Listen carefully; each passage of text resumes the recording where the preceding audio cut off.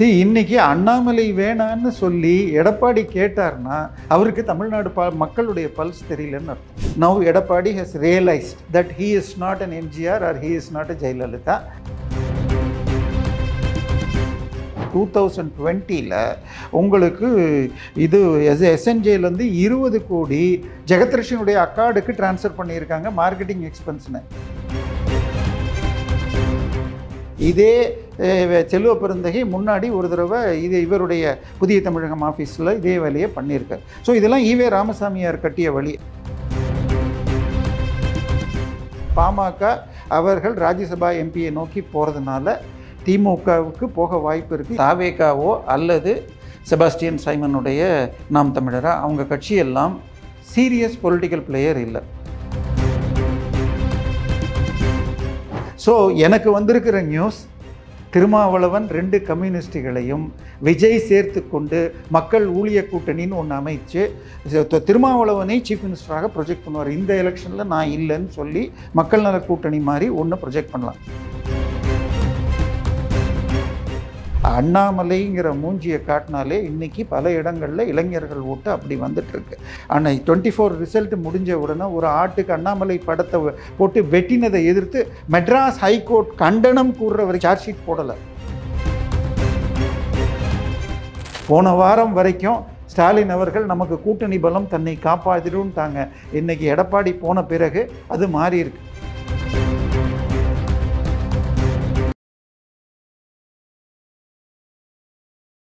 இளைய பாரதம் நேயர்களுக்கு வணக்கம்.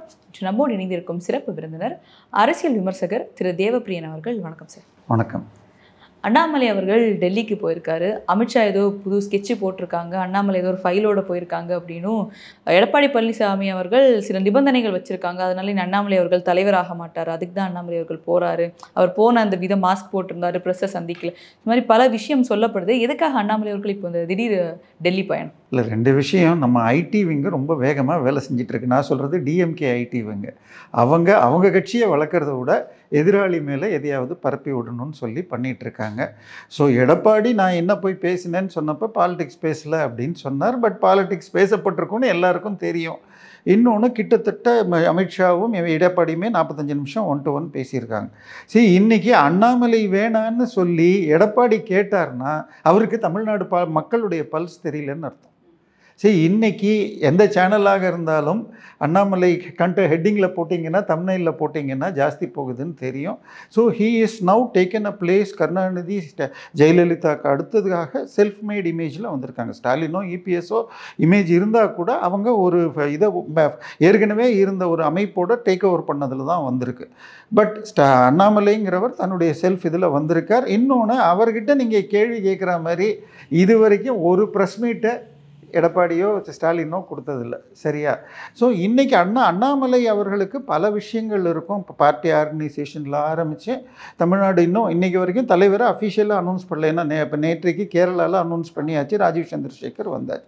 ஸோ இவரை பண்ணணும். அதுக்கு அடுத்தது இவங்களை தேர்ந்தெடுத்ததுக்கப்புறம் ஆல் இண்டியா சீஃபையும் தேர்ந்தெடுக்கணும். ஸோ அந்த இன்டர்னல் பாலிடிக்ஸ் இருக்கலாம். இடி மேட்டருக்காக இவர் போகணுங்கிற அவசியம் இல்லை. நான் இடி does not come under home minister, it comes under finance minister. சரியா? அடுத்தது ஆஸ் ஆன் டுடே லீகலி இடியை பொறுத்த வரைக்கும் சின்ன ஸ்டே இருக்குது. But that doesn't stop anything. அதாவது ஃப்ரெஷ் என்கொயரி பண்ணக்கூடாது. அவங்க ஏற்கனவே எடுத்துன்னு போயிருக்கிறது என்னன்னு அந்த மகஜரில் இருக்குமா? அதில் பார்த்தீங்கன்னா எம்டி விசாகனுடைய 2 ஆப்பிள் ஐஃபோனு, 4 ஜிமெயில் ஐடி. இப்போ 4 ஜிமெயில் ஐடியில் 1 ஸ்பெசிஃபிக்காக சூப்பர் சீஃப் மினிஸ்டர் மாப்பிள்ளை சாருக்கும் அமைச்சரோடையும் பண்ணுறதுக்கான், இன்னொன்று எம்ப்ளாயீஸுக்கான், இன்னொன்று சப்ளையர்ஸுக்கான், இன்னொன்று மிக்ஸ்டுங்கிறாங்க. ஸோ எக்ஸிக்யூட்டிவ்ஸ் மாத்திரம். ஸோ இந்த ஜிமெயில் ஐடிக்குள்ளே என்னென்ன கரஸ்பாண்டன்ஸ் இருக்குது, எந்தெந்த கரஸ்பாண்டன்ஸ் டிலீட் ஆகிருக்குன்னு எடுக்கிறதுக்கும், அதே மாதிரி ஜிஎம் சங்கீதா, அடுத்தது இன்னொரு ஏஜிஎம் ஜோதிசங்கர்னு இவங்க 4 பேருடைய மொத்தம் 4 கம்ப்யூட்டர் 2 லேப்டாப்புடைய ஹார்ட் டிஸ்க் பேக்கப் பண்ணி எடுத்துகிட்டு போயிருக்காங்க. அடுத்தது நேற்றுக்கு நீங்கள் பார்த்துருந்தீங்கன்னு சொன்னீங்கன்னா ஃபெடரலில் ஒரு இது வந்திருக்கு. 2020 உங்களுக்கு இது எஸ்என்ஜேலேருந்து 20 கோடி ஜெகத்ரட்சனுடைய அக்கார்டுக்கு டிரான்ஸ்ஃபர் பண்ணியிருக்காங்க மார்க்கெட்டிங் எக்ஸ்பென்ஸ்னு. அதுக்கப்புறம் அங்கேருந்து திரும்பி வரல, அதுக்கு பதிலாக ரைட் ஆஃப்னு பண்ணியிருக்காங்க. Which means that it is totally clear money laundering. So இதெல்லாம் பற்றி பேசினா அண்ணாமலை அவர்களும் இபிஎஸ் அவர்களும் போகணும் இல்லை, அது பாட்டுக்க பார்ட்டி பாலிடிக்ஸ் ஒரு சைடு இருக்குது, இன்னொரு சைடு ஃபீல்டு பாலிடிக்ஸ். ஸோ ரெண்டையுமே பார்ட்டி பாலிடிக்ஸ் தான் இன்றைக்கி பிஜேபிக்கு ப்ரியாரிட்டி. அண்ணாமலையை பொறுத்த வரைக்கும் தமிழ்நாடு சீஃபை செலக்ட் பண்ணுறது, அடுத்தது ஆல் இண்டியா லீடரை செலக்ட் பண்ணுறது இருக்குது. அடுத்தது லோக்கல் பாலிடிக்ஸ் கொஞ்சம் பேசப்படும். இன்னொன்று அமித்ஷாவும் அண்ணாமலையும் பேசி தான் பண்ணணும்னு இல்லை, ரெண்டு பேருக்கும் எமிசரிஸ் வருவாங்க, அங்கேருந்து இன்ஃபர்மேஷன் வரும் போகும், அந்த மாதிரி பண்ண முடியும். பல விஷயங்களை டிசைட் பண்ணும். இப்போ ரெண்டாவது ஏடிஎம்கே கூட்டணிக்கு வருதுன்னு வச்சுப்போம். for all indications now Edappadi has realized that he is not an MGR or he is not a Jayalalitha. Even Jayalalithavume excepting 2016 alliance எல்லாமே இன்னைக்கும் ஜெயிச்சது கிடையாது. ஸோ அலையன்ஸ் வைக்கணும்னு சொன்னால் என்ன ஃபார்முலா? ஏன்னா கருணாநிதி தான் வந்து இருக்கிறதுல பெரிய அரசியல் சகுனின்னு சொல்லலாம். சாணக்கியாங்கிற வார்த்தையை நான் யூஸ் பண்ண விரும்பலை, அரசியல் சகுனிங்களாம். அவர் எம்ஜிஆரை டிஃபீட் பண்ணணும்னு சொல்லி 1980 அலையன்ஸில் என்ன பண்ணார்னா, எம்ஜிஆரை கலைக்கணும்னு கலைச்சிட்டு இந்திரா காந்தி போட்ட condition, Karunanidhi will not be declared as CM, let us both stand equally. 234 ஆளுக்கு 117 தொகுதியில் நிற்போம், யார் அதிகம் ஜெயிக்கிறாங்களோ, காங்கிரஸில் அதிகம் வந்தால் ஜிகே மோகனார் சிஎம், டிஎம்கே இதுக்கும் ஒத்துக்கிட்டு தன்னுடைய இதிலேருந்து 1-2 முஸ்லீம் லீக்குக்கும் கொடுத்து நின்னதே 112 தான். இதே எகெயின் 2006க்கு வந்தீங்கன்னா, 2006 கருணாநிதி நின்னப்போ மொத்தமே 127 சீட்டில் தான் நின்னார். அதாவது 234ல் 127 நின்று 96 சீட்டு ஜெயித்தாங்க. ஸோ அதனால உட்காந்து நான் 190 நிற்கிறேன், 200 சீட்டில் ஜெயிக்கிறேங்களெல்லாம் எந்த பிரயோஜனமே கிடையாது. இப்போ லேட்டஸ்ட்டாக எடுக்கப்பட்ட சர்வே படியாக, நான் சொல்கிறது பெண் நிறுவனம் எடுத்ததுன்னு சொல்லப்படுறதுலையே டிஎம்கே இந்த நான் சொல்கிறது ப்ரியர் டு இபிஎஸ் விசிட் அந்த அலையன்ஸ் இருந்தாலே DMK alliance vote share comes down to 35 to 37. ஆனால் இப்போது திமுக வந்து இந்த நடக்கிற சுச்சுவேஷனை பார்த்து பயப்படுதான்னு தோணுது. ஏன்னா அவங்க சட்டமன்றத்தில் வந்து எடப்பாடி அவர்கள் சட்டமன்றத்தில் இல்லை, டெல்லி போயிருக்காரு அப்படின்றத அவர் நினைவுறுத்துறாரு. அதே மாதிரி தங்கம் தென்னரசு அவங்க பேசும்போது நீங்கள் இந்த இதுலேயும் விழுந்துடக்கூடாது அப்படின்றதுக்காக நாங்கள் காப்பாற்றுறோம், அதுக்கு இபிஎஸ் அவர்கள் விழித்து விட்டோம் அப்படின்றது வந்து சொல்கிறாரு. இன்னைக்கு திரும்பவும் ஸ்டாலின் அவர்கள் இதில் வந்து பேசும்போது என்ன சொல்கிறார், மும்மொழி கொள்கையை வலியுறுத்திய எடப்பாடி அவர்களுக்கு நன்றின்றார். பயப்படுறாங்களே? மும்மொழி கொள்கை இவங்க ஏற்றுக்கிறதாக இருந்தால், நான் சொல்கிறது திமுக காரர்கள் நடத்தும் அனைத்து பள்ளிகளிலும் மாநில சிலபஸில் அடுத்த வருஷம் இப்போ வர ஜூன்லேருந்து நடக்கும்னு சொல்லுங்கள். இருமொழின்னு சொன்னீங்கன்னா உருது ஸ்கூல்னு சொல்லி ட்ரிப்ளிகேனில் இருக்குது. இப்போ அங்கே இருக்கிறவங்க ஃபஸ்ட் லாங்குவேஜாக உருது, மீதியெல்லாம் இங்கிலீஷ்லையோ இல்லை உருதுலையோ படிக்கிறாங்களா என்னங்கிறத கிளாரிஃபை பண்ணுங்கள். ஸோ இது இப்போ முடிஞ்சது, திரும்ப அவர் வந்து மும்மொழியை எடுத்துகிட்டு இவர் வராரு சொல்கிறாரு, நீங்கள் வந்து போய் பேசுனதுக்கு நன்றி எடப்பாடிக்கு அப்படின்னு. இல்லைம்மா, இது என்னன்னா ஆக்சுவலாக எடப்பாடியாக இருக்கட்டும் விஜயாக இருக்கட்டும் இந்த டிஎம்கேவுடைய அஜெண்டாக்குள்ளே போய் ஃபிக்ஸ் ஆகக்கூடாது. மும்மொழி, அதுக்கு அடுத்தது உங்களுக்கு நீட் எதிர்ப்பு இது வந்து ஜோக்குமா? அது வந்து நீங்கள் சீட் மறுவரைங்கிறது ஜோக். உங்களுக்கு யூபியில் இருக்கிறவங்க கேட்பான்ல, இண்டி கூட்டணியிலேருந்து ஏன் அபிஷேக் இவரை கூப்பிடல? நீங்கள் இண்டி கூட்டணியில் இருக்கிற மிகப்பெரிய கட்சியான அகிலேஷ் யாதவியோ இல்லை தேஜஸ்வி யாதவியோ ஏன் கூப்பிடல? மம்தா பானர்ஜி வரமாட்டேன், வரவே இல்லை. ஸோ இதுதான் விஷயம். பாதிக்கப்படுறது. இன்னொன்று இதில் 24 பார்லிமெண்ட் சீட்டில் என்ன சொன்னாங்க, ஒரு புத்தகத்தை காட்டி இது வந்து அம்பேத்கர் சட்டம், இதை பிஜேபி இப்போ அம்பேத்கர் சட்டம் சொல்கிறது தான் எவ்ரி 10 years மறுவரை பண்ணணும். நேற்றுக்கு ஐ திங்க் உங்கள்கிட்டயோ இல்லை வேற ஒரு சேனலில் பார்த்தேன், திரு அசுதாமன் சொல்லியிருந்தார். அவர் திருவண்ணாமலை எம்பி தொகுதியில் நின்னப்ப அவருடைய கான்ஸ்டியூன்சியில் 6 எம்எல்ஏ வரும், 4 திருவண்ணாமலையில் வருதான், 2 வந்து ஜோலார்பேட்லேயும் திருப்பத்தூரும் வருது. இது வரைக்கும் எந்த கேண்டிடேட்டும் எங்களுக்கு ப்ராமிஸே கொடுத்ததில்லை அப்படிங்கிறாங்க. அதே மாதிரி கள்ளக்குறிச்சி பார்த்தீங்கன்னா ஜெயிச்ச டிஎம்கே கேண்டிடேட்டாக இருக்கட்டும், எதிர்த்து நின்ன பாமக கேண்டிடேட்டும் சேலத்தை சேர்ந்தவங்க. ஸோ இப்போ நான் சொல்கிறது தமிழ்நாட்டில் 39 எம்பி 39 டிஸ்ட்ரிக்ட்னு மாற்றிட்டா கலெக்டரும் எம்பியும் சேர்ந்துட்டு வேணும் மத்திய அரசில் வைக்க முடியும். ஸோ மறுவரைன்னு சொன்னால் எல்லாம் மூளையோட கரெக்டாக செய்யணும். இப்போ இந்த கூட்டணி கணக்கு இவர் போயிருக்கிறத வச்சு பார்க்கும்போது இப்போ என்டிஏன்னு சொல்லிட்டு ஆல்ரெடி உங்ககிட்ட ஒரு கூட்டணி இருக்குது. இல்லைம்மா, எதுவுமே ஸ்டாண்டர்ட்னு சொல்ல முடியாது. இல்லை சார், இப்போ என்னன்னா இப்போ என்டிஏ கூட்டணின்றது பாஜக தலைமையில் வச்சுருந்தாங்க, இப்போ அதிமுக அவங்களும் தேமுதிக வச்சுருந்தாங்க, அண்ட் இப்போ பாமகவும் தேமுதிக ஒரு ஷிஃப்ட் அடிப்பாங்களா அப்படின்றது. இப்போ இது மொத்தமாக எல்லாமே சேர்ந்த ஒரு கூட்டணி அமையும் போது இது திமுகவுக்கு ஒரு பெரிய டஃபா மாறும் அப்படின்னு திமுக நினைச்சிருக்காங்க. திமுகவில் இருக்கிற கூட்டணியில் வேல்முருகன், திருமாவளவன் 2 எஸ்பெஷலி சிபிஎம் பேசுகிறவை இன்னைக்கு அவங்க தொண்டர்களும் அவங்க மக்களும் திமுக நிற்கிற இடத்துல ஓட்டு போட மாட்டாங்க. அந்த அளவுக்கு அவர்கள் பேசிட்டாங்க. சரியா? இன்னொன்று வேல்முருகன் த வே ஹி வாஸ் டெல்ட், அங்கே வந்து பாமகவை திருப்பி இழுத்துக்கலாம், அதே அப்படி பாமக உள்ளே வந்தால் திருமாவளவன் வெளியில் போய் ஆகணும். அடுத்தது நான் சொல்ல வந்தது நடுவில் ஸ்கிப் ஆகிடுச்சு. இப்போ பெண் நிறுவனம் எடுத்ததுலேயே இன்றைக்கி 35% லெவலில் தான் திமுக இன்றைக்கி இருக்கிற கூட்டணிக்கு ஓட் ஷேர் இருக்குது. அதாவது 2019 53.6 வாங்கினாங்க, 2021 44 குறைஞ்சிது. பட் எம்பி எலெக்ஷன்லேயே இப்போ 24 44 பாயிண்ட்டுக்கு வந்துருச்சு. விச் மீன்ஸ் தட் 53 புள்ளி வாங்கினது 46க்கு வந்திருக்குன்னா 7% எம்பிக்கே குறைஞ்சிருக்குன்னா, இப்போ எம்எல்ஏல வாங்கினது இன்றைக்கி இருக்கிற ஆன்டி இன்கம்பன்சி. டெய்லி பேப்பரை எடுத்தால் எவ்வளவு சட்டம் ஒழுங்கு பிரச்சனை, அடுத்தது இங்கே நடக்கிறது அரசாங்கமாக அரச பயங்கரவாதமாக. ஒரு தப்பு செஞ்சவனை ஒரு கிரிமினலாக இருந்தால் கூட எல்லாரையும் காலில் ஷூட் பண்ணுறேன்றாங்க, இல்லை கொலை பண்ணி எடுக்கிறேன்றாங்க. இது யூபியில் நடந்ததை விட அதிகமாக என்கவுண்டர் டெத் தமிழ்நாட்டில் நடந்திருக்கு இந்த 4 வருஷத்தில். ஸ்டாட்டிஸ்டிக்ஸ் எடுங்க, கிட்டத்தட்ட 3-4 பேர் ஆம்ஸ்ட்ராங் கேஸ்லேயே கைது பண்ணி ஷூட் பண்ணியிருக்காங்க. ஸோ இது எல்லாம் 22 23 நேற்று லிஸ்ட்டு நான் எடுத்தப்போ வந்திருக்கு. அடுத்தது இந்தியாவிலேயே மிக அதிகமாக குண்டர் சட்டத்தில் கைது பண்ணப்படுறது தமிழ்நாட்டில் கிட்டத்தட்ட 100க்கு 51 பேர். இந்தியா ஃபுல்லாக இருக்கிற 36 ஸ்டேட்டில் நடக்கிறது பண்ணுறது 49 பேர். தமிழ்நாட்டில் மாத்திரம் 51 பேர் குண்டர் சட்டத்தில் போட்டால் 8 மாதத்துக்கு வெளில வர முடியாது. நேற்றைக்கு சவுக்கு சங்கர் வீட்டில் போய் ஈவேரா, அண்ணாதுரை, கருணாநிதி வழியில் மலத்தை ஊற்றினாங்க. ஏன்னா உடனே நீங்கள் தப்பாக சொல்கிறீங்கன்னு சொல்லாதீங்க. இந்தியா டுடேயில் திருமதி வாசந்தி அவர்கள் ஆசிரியராக இருந்தப்போ மலரில் ஏதோ ஒரு ஆர்டிக்கலில் கருணாநிதியும் திமுகவும் விமர்சித்து எழுதினப்ப அந்த இந்தியா டுடேயை வாங்கி அந்த பேப்பரை கிழித்து அதில் மலத்தை சுருட்டி கொரியருக்கு வாசந்திக்கு அமைச்சிருக்காங்க. இதே செல்வ பெருந்தகை முன்னாடி ஒரு தடவை இவருடைய புதிய தமிழகம் ஆஃபீஸில் இதே வேலையை பண்ணியிருக்கார். ஸோ இதெல்லாம் ஈவே ராமசாமியார் கட்டிய வழி. அவர் திருக்குறளையே மலம்னு சொல்லியிருக்காருன்னு சொல்லப்படும். எனவே இதில் அப்படி செஞ்சவங்க பேரில் நேற்றுக்கு 3 நாளைக்கு எஃப்ஐஆர், இன்னும் கூட எஃப்ஐஆர் போட்டாங்களான்னு தெரியாது. முதல்ல ஆன்லைனில் கம்ப்ளைண்ட் கொடுத்து அதுக்கப்புறம் சவுக்கு சங்கர் நேரில் போய் கீழ்பாக்கில் கம்ப்ளைண்ட் கொடுத்தப்பையும் வெறும் ஒயிட் பேப்பரில் கம்ப்ளைண்ட் ரிசீவ் கொடுத்தாங்களா, சிஎஸ்ஆர் கூட கொடுக்கலையா. அதுக்கப்புறமா சிஎஸ்ஆர் போட்டு சிபிசிஐடிக்கு மாற்றினேன். நாங்கள் இது வரைக்கும் எஃப்ஐஆர் ஆன்லைனில் நான் சொல்கிறது நேற்று இரவு வரைக்கும் நான் பார்த்த வரைக்கும் ஏற்றப்படவில்லை. ஆனால் நேற்றுக்கு 5 பேரை அரெஸ்ட் பண்ணிவிட்டு அந்த 5 பேருக்கும் உடனே பெயில் கொடுத்துருக்காங்க. அடுத்தது எடப்பாடி இன்னைக்கு என்ன அவருக்கு ஓட் ஷேர் இருக்குது. இப்போ 2024 அவர் வாங்கினது 21 பாயிண்ட் சம்திங், பாஜக அலையன்ஸு 18 பாயிண்ட் சம்திங். ஸோ உங்களுக்கு அதை வச்சு பார்த்தால் எம்ஜிஆர் இதற்கு மிக அற்புதமான சொல்யூஷன் கொடுத்துருப்பார். அதாவது அசம்பிளி எலெக்ஷனாக இருந்தால் நேஷ்னல் பார்ட்டிக்கு 1/3 ஆஃப் த சீட்ஸ் கொடுத்துருவார். 234ல் 3ல் 1 பங்கு. எம்பி எலெக்ஷனாக இருந்தால் நேஷ்னல் பார்ட்டி 2/3, லோக்கல் பார்ட்டி 1/3. அந்த ஃபார்முலாவில் BJP should be given 2/3 1/3 of the seats. அதில் வேணும்னா அவங்க ஒரு சில பார்ட்டிஸ்க்கு என்டிஏல இருக்கிறது வரலாம். இப்போ நீங்கள் கேட்டீங்க பாமக இங்கே இருக்க என்ன ஆகும்னு. பாமக அவர்கள் ராஜ்யசபா எம்பியை நோக்கி போகிறதுனால திமுகவுக்கு போக வாய்ப்பு இருக்குது. ஏற்கனவே இந்த வெற்று அறிவிப்பு பட்ஜெட்டை ஹேமலதா அவர்கள் பாராட்டியிருக்காங்க. அவங்களும் அந்த பக்கம் பிரேமலதா அவங்களும் அங்கே போகிறதுக்கு தயாராக இருக்காங்க. எனக்கு வந்திருக்குள்ள செய்தி, மாப்பிள்ளை சார் கொடுத்துருக்கிற அட்வைஸ் 140லேருந்து 150 சீட்டில் திமுக நின்னால் போதும்.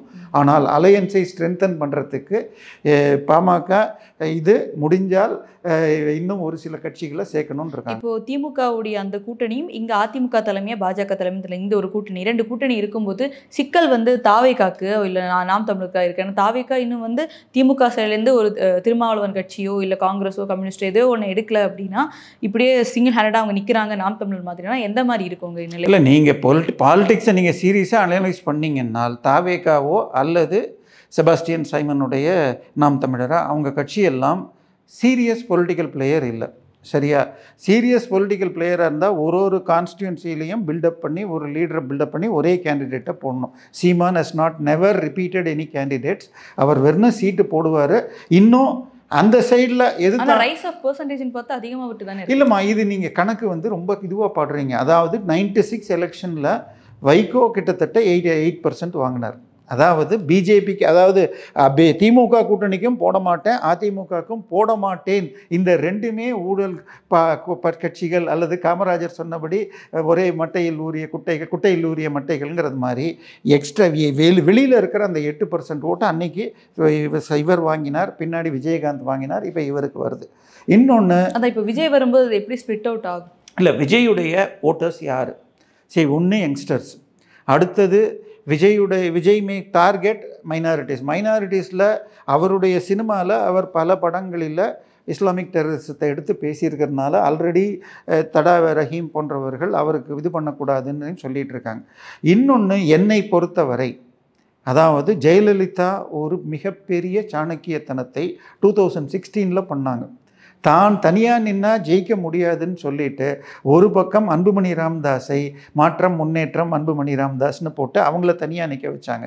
இன்னொரு பக்கம் மக்கள் நல கூட்டணின்னு ஒன்று ரெடி பண்ணாங்க. ஸோ இவங்க ஸ்ப்ளிட் பண்ணுறதுனால வெறும் 0.5% ஓட்டில் அவங்க 2016 ஜெயித்தாங்க. இதை ஸ்டாலின் அவர்கள் காப்பி அடித்து இப்போ 2021 எலெக்ஷனில் கமலஹாசன் தலைமையில் கமலஹாசன், சரத்குமார் மற்றும் உதயசூரியனில் வெற்றி பெற்ற பாரிவேந்தர் கட்சியும் சேர்ந்து ஒரு கூட்டணி அமைச்சாங்க. அவங்க கிட்டத்தட்ட 8% ஓட்டு வாங்கினாங்க. 6.5%, 7%. சீமான் தனியாக 8% வாங்கினார். நீங்கள் சொன்னதும் கரையாக 6% வாங்கினார் அந்த 21. ஸோ எனக்கு வந்திருக்கிற நியூஸ், திருமாவளவன் 2 கம்யூனிஸ்டுகளையும் விஜய் சேர்த்து கொண்டு மக்கள் ஊழிய கூட்டணின்னு ஒன்று அமைச்சு திருமாவளவனை சீஃப் மினிஸ்டராக ப்ரொஜெக்ட் பண்ணுவார். இந்த எலெக்ஷனில் நான் இல்லைன்னு சொல்லி மக்கள் நல கூட்டணி மாதிரி ஒன்று ப்ரொஜெக்ட் பண்ணலாம். ஏனால் கமலஹாசனுக்கு போன முறை டெல்லியிலேருந்து 200 கோடி ரூபாய் கேஷ் எடுத்து வந்து அகமட் பட்டேலிருந்து ஒரு ஆள் கொண்டு வந்து கொடுத்தாருன்னு ஒரு மிகப்பெரிய பத்திரிகையாளருடைய ட்வீட் என்கிட்ட இன்றைக்கும் இருக்குது. ஸோ அதே மாதிரி ஒரு ஸ்ட்ராட்டஜைஸ் பண்ணிக்கிட்ட நடக்கலாம். ஸோ காங்கிரஸை கூட வெளியில் போகிறதுக்கு தயாராக தான் இருக்குது. பட் அது இவர் விடுவார்னு நினைக்கல. காங்கிரஸுக்கு 45 சீட்டு வரைக்கும் கொடுத்து திமுக கூட்டணியில் வச்சுக்கிட்டு பாமகவையும் இதையும் பிரேமலதாவை இதையும் இழுக்க பார்க்கலாம். பட் சீமான் இந்த முறை அதிமுக இந்த கூட்டணியில் வரக்கூடும் அப்படிங்கிறாங்க. பட் அது இல்லைன்னா கூட இவங்களுடைய 23 + ஒரு 15ன்னு வச்சுக்கிட்டிங்கன்னா கூட கிட்டத்தட்ட 35 ஆல்ரெடி தாண்டிடுது.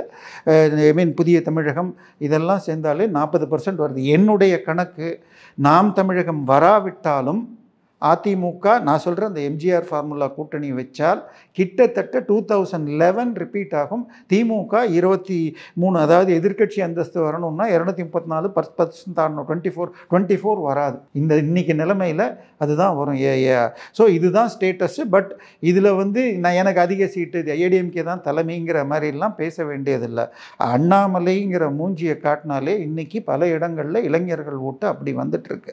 ஏன்னா இன்றைக்கி பாலிடிக்ஸ் அவர் ஆடுன்னு சொல்கிறீங்கன்னா அது அவர் எடுத்து கொடுத்தது தான். ஆனால் 24 ரிசல்ட் முடிஞ்ச உடனே ஒரு ஆட்டுக்கு அண்ணாமலை படத்தை போட்டு வெட்டினதை எதிர்த்து மெட்ராஸ் ஹைகோர்ட் கண்டனம் கூறுற வரை சார்ஜ் ஷீட் போடலை. கம்ப்ளைண்ட் கொடுத்ததுக்கப்புறம் மெட்ராஸ் ஹைகோர்ட் அதை எடுத்து என்ன பண்ணியிருக்கீங்கன்னு 3 பேரில் போட்டாங்க. இன்றைக்கி வரைக்கும் தண்டனை வாங்கி தரலை. இதை கம்ப்ளைண்ட் கொடுத்தா 2000க்கும் மேற்பட்ட கம்ப்ளைண்ட்டுகள் சிஎஸ்ஆர் கூட போடாமல் வெறும் ஒயிட் பேப்பர் அக்ரிமெண்ட் தான் கொடுக்குறாங்களா, சிவில் கேசஸை எடுக்காமல். ஏன்னா நீங்கள் பார்த்தீங்கன்னா சட்டசபையில் இவர் என்ன படித்தார், ஏடிஎம்கே பீரியடில் 1589 கொலை, நாங்கள் 1585. நீங்கள் எஃப்ஐஆரே போடலன்னா எப்படிங்க கணக்கு வரும்? தெளிவாக ப்ரூஃபோட எடுத்து போட்டிருக்க.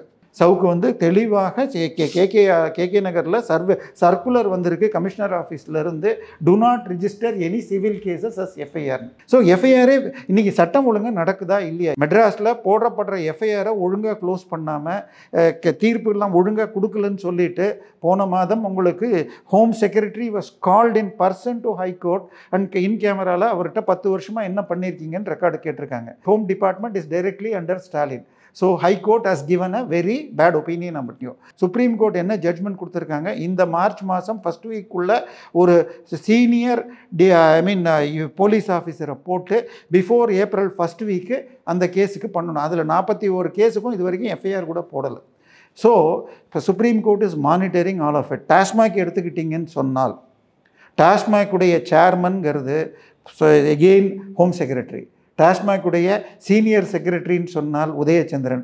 இந்த கட்சி, இந்த ஆட்சி உதயசூரியன் ஆட்சி செய்யவில்லை, உதயச்சந்திரன் தான் ஆட்சி செய்கிறார்னு சொல்லி திரு துரைமுருகன் சொல்லியிருக்கார். ஸோ அவங்க 2 பேரும் தான் அடுத்த லெவலில் இருக்காங்க. விசாகன் வரைக்கும் போயாச்சு. எம்டியுடைய 2 ஃபோனும் ஒரு இமெயிலையும் எடுத்திருக்காங்க. அதில் டாஸ்மாகில் எவ்வளோ வெறும் 1000 கோடிக்கு போட்டிருக்காங்கன்றாங்க. ஆனால் திரு பிடிஆர் பழனிவேல் தியாகராஜன் அவர்கள் 2023 ஜனவரியில் கொடுத்துருக்கிற இந்தியன் எக்ஸ்பிரஸ் இது இன்றைக்கும் ஆன்லைனில் இருக்குது. அதில் சொல்லியிருக்கிறது the leakages is around 2 to 3% of the ஜிஎஸ்டிபின்னு இருக்கார். ஜிஎஸ்டிபின்னு சொன்னால் இன்றைக்கி 29 lakhs கிட்ட இருக்குது. லேக் க்ரோர்ஸ். அப்போ 2% போட்டால் ரஃப்லி 59,000 கோடி, 3% போட்டால் 89,000 கோடி, ஆவரேஜ்னு எடுத்துக்கிட்டால் வருஷத்துக்கு 68,000 கோடி, 4 வருஷத்துக்கு 2.5 லட்சம் கோடி. அதுலேயே அடுத்த லைனில் சொல்லியிருக்கார், கனிம வளம் மற்றும் சாண்டில் சில 100 கோடிகள் தான் ரெவின்யூ வருது, ஆக்சுவலி பல 1000 கோடி வரணும்னு இருக்கார். அப்போ ஒரு வருஷத்திற்கு தமிழ்நாட்டுக்கு கிட்டத்தட்ட 1 லட்சம் கோடி அரசுக்கு வர வேண்டிய பணம் சில கழக கண்மணிகள் தலைவர்களுக்கு போகுது.